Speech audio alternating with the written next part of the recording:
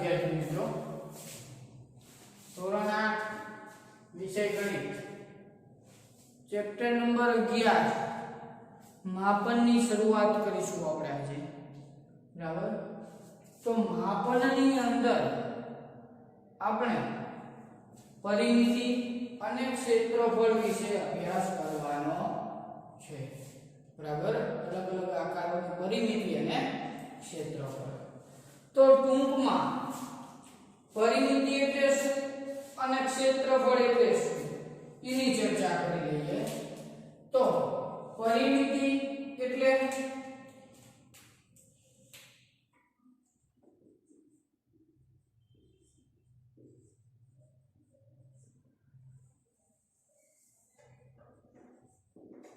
પરિમિતિ. બરાબર, તો પરિમિતિ એટલે બધી બાજુના માપનો સરવાળો. પરિમિતિ એટલે શું?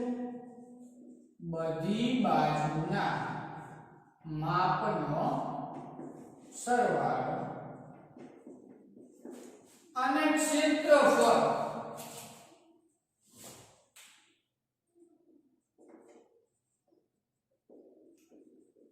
શું? ક્ષેત્રફળ એટલે વસ્તુએ રોકેલી જગ્યા. પરિમિતિ એટલે બધી બાજુના માપનો સરવાળો અને ક્ષેત્રફળ એટલે વસ્તુએ રોકેલી જગ્યા. બરાબર, જે કઈ આકૃતિ હોય એની બધી બાજુના માપનો સરવાળો કરો તો તમને એ આકૃતિની શું મળશે? પરિમિતિ. અને કોઈ પણ વસ્તુએ રોકેલી જગ્યા હોય એ જુઓ તો એ તમને શું મળે? ક્ષેત્રફળ. બરાબર, તો હવે આપણે દરેક આકૃતિના ક્ષેત્રફળના સૂત્રો વિશે અભ્યાસ કરીશું. બરાબર, માની લો કે પહેલી વાત કરીએ આપણે ચોરસની. શેની? ચોરસ.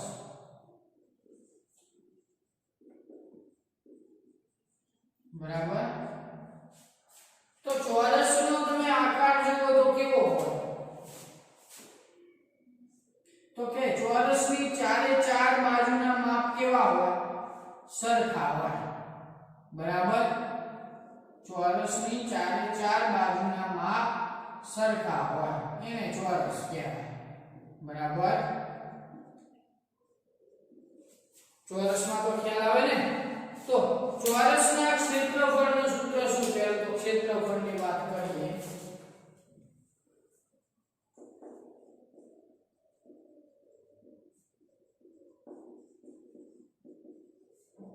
તો કે વસ્તુએ રોકેલી જગ્યા એટલે કે લંબાઈ ગુણ્યા લંબાઈ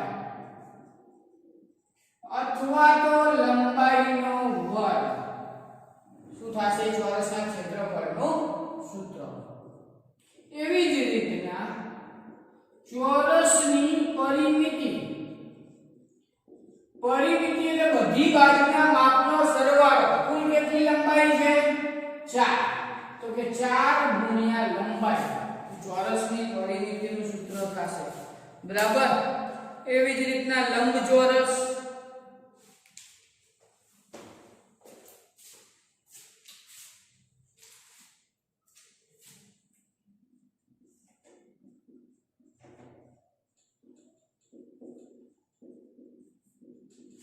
લંબચોરસનો આકાર કેવો હોય?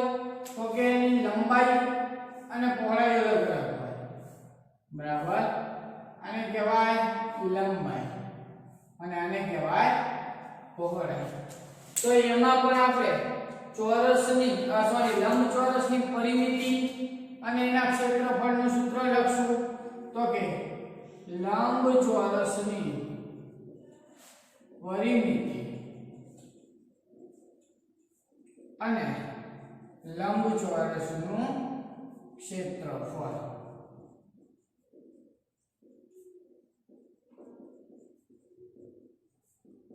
પરિમિતિ એટલે કે બધી બાજુના માપનો સરવાળો. 2 લંબાઈ છે અને 2 પહોળાઈ છે એટલે કે 2 ગુણ્યા લંબાઈ વત્તા પહોળાઈ. અને ક્ષેત્રફળ એટલે કે એનું સૂત્ર થશે લંબાઈ ગુણ્યા પહોળાઈ. બરાબર, સૂત્રો ખાસ યાદ રાખવા પડશે ચેપ્ટરમાં. આગળ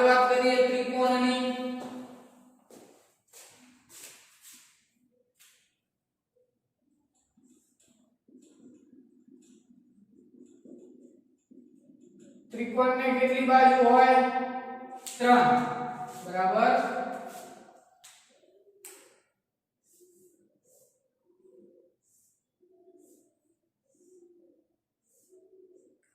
ત્રિકોણ 3 બાજુ હોય અને 3 ખૂણા હોય બરાબર તો ત્રિકોણની પરિમિતિ અને ત્રિકોણના ક્ષેત્રફળનું સૂત્ર લખીશું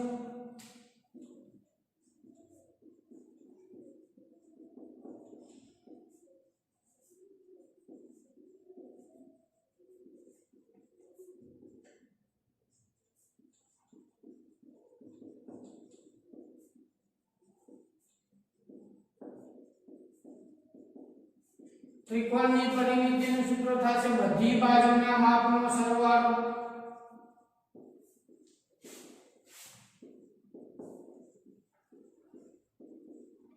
અને ત્રિકોણના ક્ષેત્રફળનું સૂત્ર તો કે 1/2 પાયો ગુણ્યા પાયા પરનો વેધ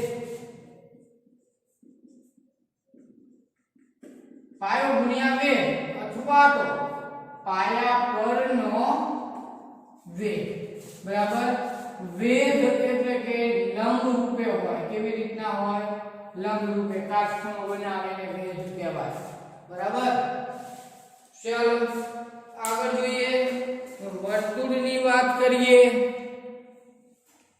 વર્તુળ એટલે આકાર કેવો હોય તો તમને ખબર જ હશે બરાબર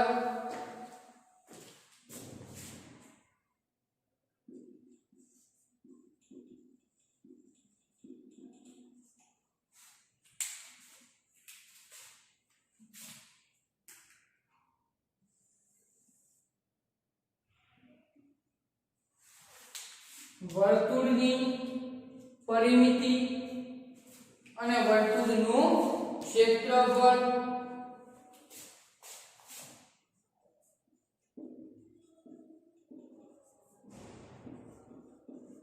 વર્તુળ માટે પરિમિતિ અથવા તો પરિઘ એવો શબ્દ વપરાય અને વર્તુળનું ક્ષેત્રફળ બરાબર વર્તુળના પરિઘ અથવા તો પરિમિતિનું સૂત્ર થાય 2 પાઈ r શું થશે 2 પાઈ r જ્યાં r એટલે ત્રિજ્યા કહેવાય શું કહેવાય r ત્રિજ્યા અને આ પાઈ ની કિંમત 3.14 અથવા તો 22/7 બરાબર જો તમને રકમમાં કીધું હોય કે 3.14 લો તો પાઈ ની કિંમત તમારે ફરજિયાત 3.14 લેવી જોઈએ એક અચળાંક છે પાઈ અને જો કઈ ચોક ના પાડ્યો હોય તો આપણે 22/7 લઈ શકીએ અને વર્તુળના ક્ષેત્રફળનું સૂત્ર થશે પાઈ r નો વર્ગ શું થશે પાઈ r નો વર્ગ ત્રિજ્યા એટલે કે જે રેખાખંડનું એક અંત્ય બિંદુ વર્તુળનું કેન્દ્ર હોય અને બીજું અંત્ય બિંદુ વર્તુળ પર આવેલું હોય બરાબર તો એવા રેખાખંડને વર્તુળની ત્રિજ્યા કહેવાય ત્રિજ્યાને સંકેતમાં r વડે દર્શાવાય બરાબર વર્તુળનો પરિઘ એટલે કે આ બધી બાજુનું માપ બરાબર જે આ વર્તુળાકાર માપ છે એને પરિઘ શું કહેવાશે પરિઘ અથવા તો પરિમિતિ બરાબર આગળ વાત કરીશું સમાંતર બાજુ ચતુષ્કોણ કેવો ચતુષ્કોણ સમાંતર બાજુ ચતુષ્કોણ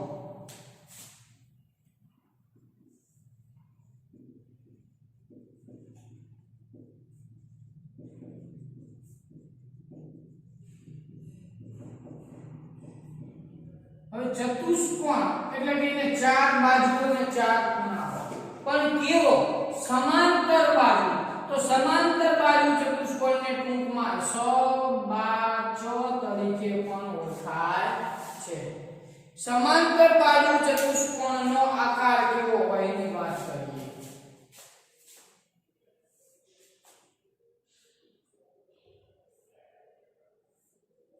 સમાંતર બાજુ ચતુષ્કોણમાં સામસામેની બાજુઓ સરખી હોય એટલે કે સમાંતર હોય બંને જોડીની સમાંતર હોય તમે એને લંબાવો તો ક્યાંય છેદે નહીં એવી જોડને સમાંતર બાજુ કહેવાય બરાબર સામસામેની બાજુના માપ સરખા હોય એકરૂપ એટલે કે કેવા હોય સરખા હોય બરાબર ચાલો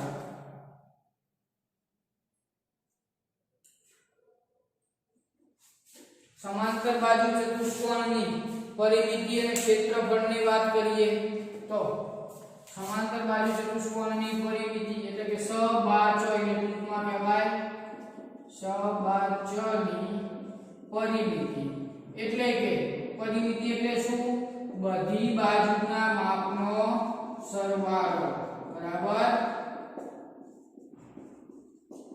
અને એના ક્ષેત્રફળની વાત કરીએ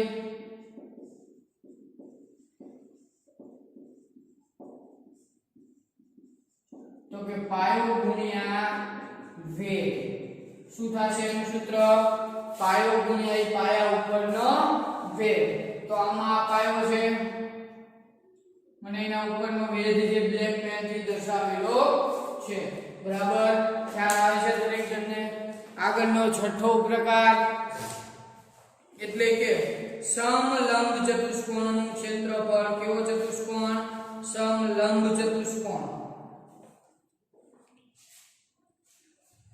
परिमिति तो बधी बाजू सरखी थશે बराबर बधी बाजूना मापનો સરવાળોની પરિમિતિ થઈ જાય સમલંબ ચતુષ્કોણ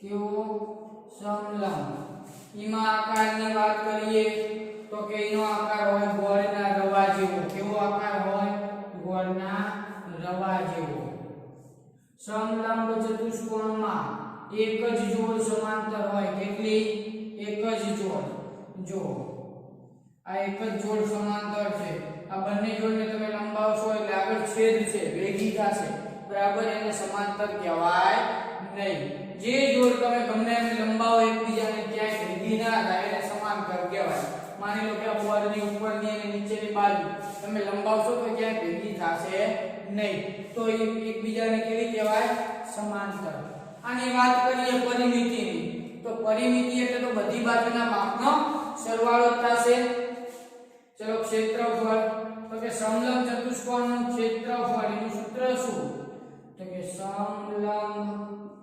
ચતુષ્કોણનું ક્ષેત્રફળ બરાબર 1/2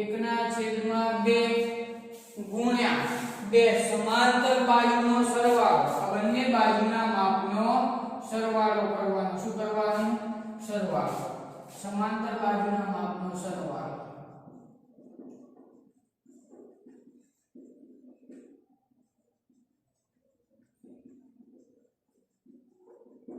ગુણ્યા ઈ બંને સમાંતર બાજુ વચ્ચેનું અંતર તમે આ બેમાંથી કોઈ પણ જગ્યાએ આપેલું હોય ઈ તમે લઈ શકો બરાબર બંને સમાંતર બાજુ વચ્ચેનું અંતર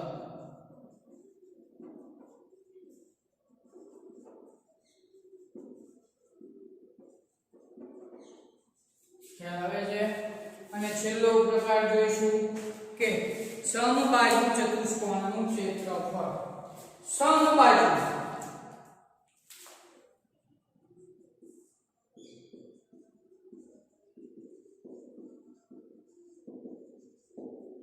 समबाजु चतुष्कोण केवो तो समबाजु कोने कहेवाय तो के जेनी बधी बाजू सरखी होय केवी होय बधी बाजू सरखी होय ने समबाजु चतुष्कोण कहेवाय समबाजु चतुष्कोणना क्षेत्रफळનું સૂત્ર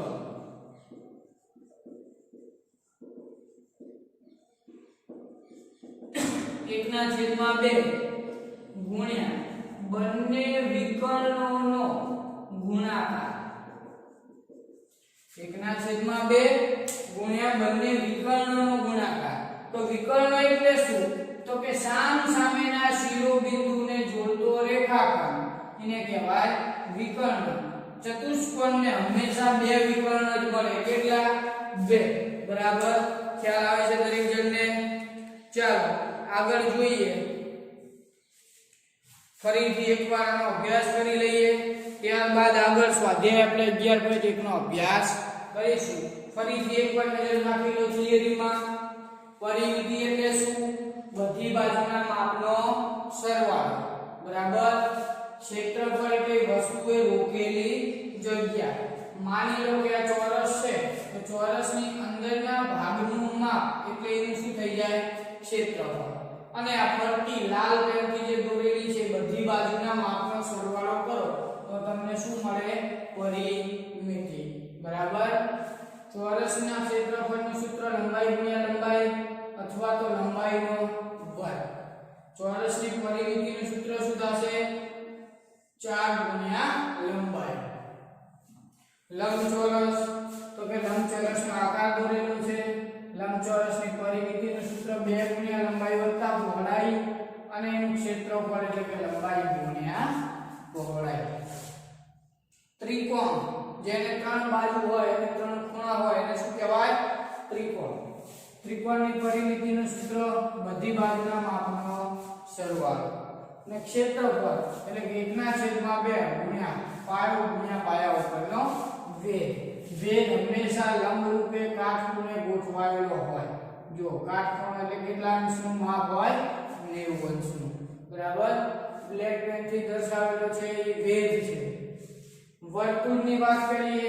વર્તુળને પરિમિતિ અથવા તો પરિઘ કહેવાય. એનું સૂત્ર 2πr.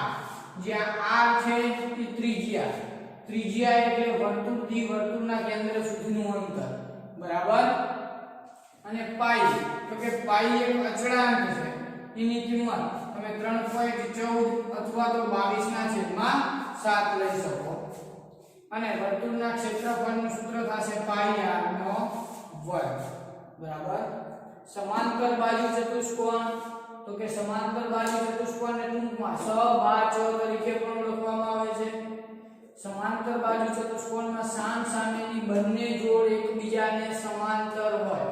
કેવી હોય? સમાંતર. તેને લંબાવો તો ક્યાંય છેદે નહીં. તો એની પરિમિતિ એટલે કે બધી બાજુના માપનો સરવાળો અને ક્ષેત્રફળ એટલે કે પાયો ગુણ્યા પાયા ઉપરનો વેધ. બરાબર. આગળ વાત કરીએ સમલંબ ચતુષ્કોણ તો કે એનો આકાર હોય ગોળના રવા જેવો. એમાં એક જ જોડ સમાંતર હોય. બરાબર. બાકીની જોડ સમાંતર ના હોય. લંબાવો તો એકબીજાને આગળ છેદે. પરિમિતિ એટલે બધી બાજુના માપનો સરવાળો. ક્ષેત્રફળનું સૂત્ર 1/2 ગુણ્યા એ બંને સમાંતર બાજુના માપનો સરવાળો ગુણ્યા બંને વચ્ચેનું અંતર. બરાબર. અને છેલ્લે સમબાજુ તો સમબાજુ સમ એટલે સરખી. બધી બાજુ સરખી હોય એવા ચતુષ્કોણને સમબાજુ ચતુષ્કોણ કહેવાય. એની પરિમિતિ એટલે બધી બાજુના માપનો સરવાળો અને ક્ષેત્રફળ તો કે 1/2 ગુણ્યા બંને વિકર્ણનો ગુણાકાર. તો કે વિકર્ણ એટલે શું?